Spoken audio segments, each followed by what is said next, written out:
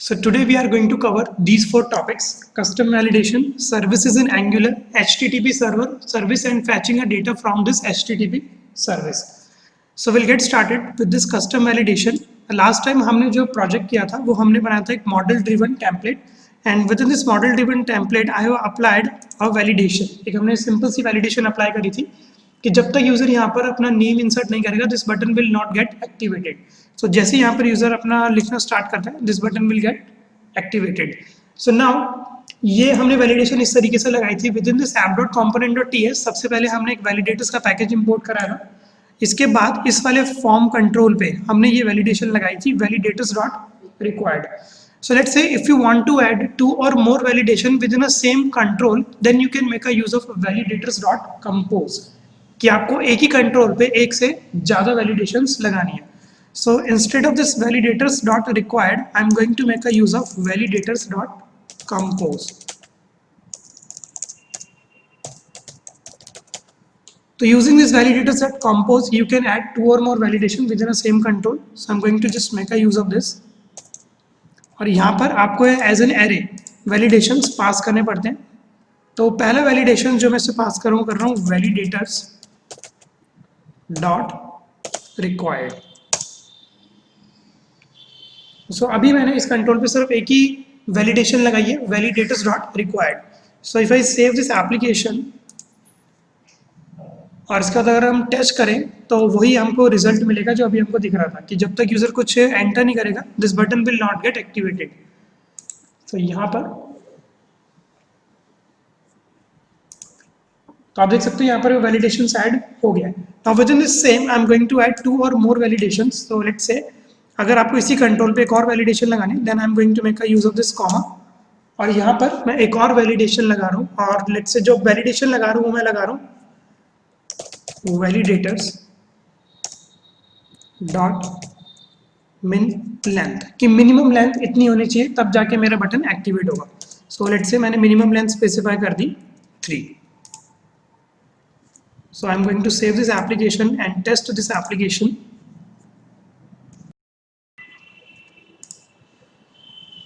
So now you can see a validation has been applied. अगर मैं A type करूँ तो भी मेरा बटन अभी इनेबल नहीं हो रहा. तो let me just type 3 characters then this button will get activated. तो यहाँ पर अगर आपको एक ही कंट्रोल पे एक से ज़्यादा वैलिडेशन लगानी है so then you can make a use of validators dot compose. इसी तरीके से let me just add a few more validation into it. एक मैं पैटर्न की वैलिडेशंस लगा रहा हूँ कि कोई स्पेशल कैरेक्टर आपके नेम में नहीं आ सकता. इसके लिए I am going to make a use of validators and I am going to make a use of pattern. Okay, और ये जो पैटर्न है स्पेशल कैरेक्टर्स का वो कुछ इस टाइप का है. I am going to make a use of single quotes first and within this I am going to make a use of the square brackets. और यहाँ पर मैं आपको बता रहा हूँ ये पैटर्न मैंने नोट डाउन किया हुआ है W. इसके बाद होता है हमारा फिर hyphen S. Then I am going to make a use of this forward slash. और यहाँ पर I am going to make a use of concatenation. तो ये आपका पैटर्न किसके लिए रिप्रेजेंट करता है ताकि कोई स्पेशल कैरेक्टर्स आप यूज ना कर पाओ in your name. So let me just cross check it. ठीक है. So I'm just saving this application and I'm going to test this application.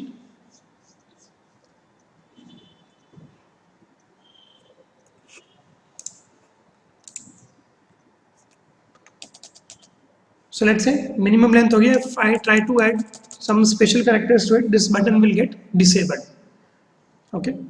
So this is the concept of our validators dot compose कि you can add 2 or more validation within same control.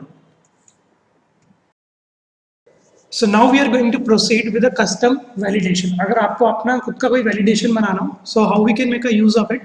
So let's say within this ng on it, is after this ng on it मैं यहाँ पर एक function बना रहा हूँ और उस function का नाम let's say मैंने दे दिया text validator.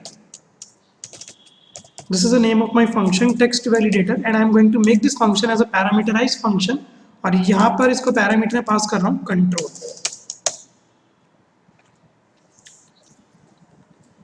तो यहाँ पर एक मैं कंडीशन स्पेसिफाई कर रहा हूँ if control dot value dot length is greater than 3।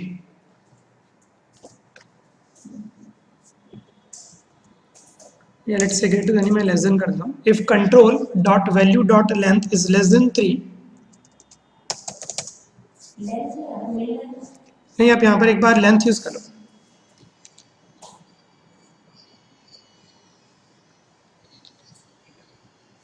यहाँ पे करिए। Then I am going to make a use of this return statement,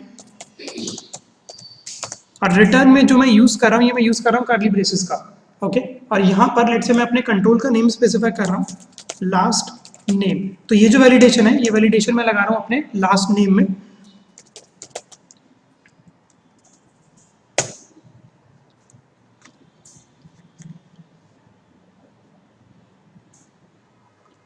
तो यहाँ पर एक मैंने फंक्शन बनाया टेक्स्ट वैलिडेटर का, और यहाँ पर मैंने चेक किया अगर कंट्रोल की वैल्यू की length greater than sorry smaller than आपके 3 से, तो आप रिटर्न कर दो last name as a true, वरना ये क्या कर देगा, उसको रिटर्न कर देगा एज अ फॉल्स। और फॉल्स कंडीशन आपके एचटीएमएल में ट्रीट करी जाती है एज अ इनवैलिड, ठीक है। और यहाँ पर इसको मैं ऐड कर रहा हूँ इस वाले लास्ट कंट्रोल पे, और यहाँ पर इस वाले फंक्शन को मैं कॉल करता हूँ using this dot text validator. So let me just save this file and test.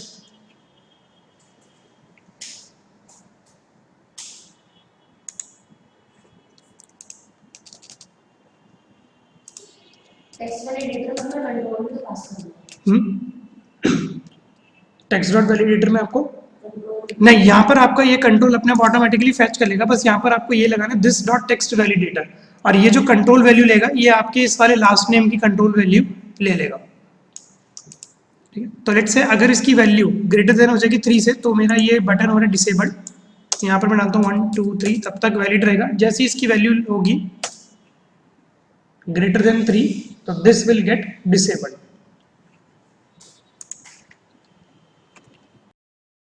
तो अभी इसके एप्लीकेशन का चल रही है, मतलब हमारा कस्टम वैलिडेशन बन गया 1 2, बटन विल गेट डिसेबल्ड, जैसे मैं डालूंगा 3 दिस विल गेट इनेबल्ड। तो ये हमारा कॉन्सेप्ट था आपका कस्टम वैलिडेशंस का। और भी काफ़ी वैलिडेशंस होती हैं, वो अभी हम जब हम फॉर्म्स को कंप्लीट बनाएंगे तब हम आगे कंटिन्यू करेंगे।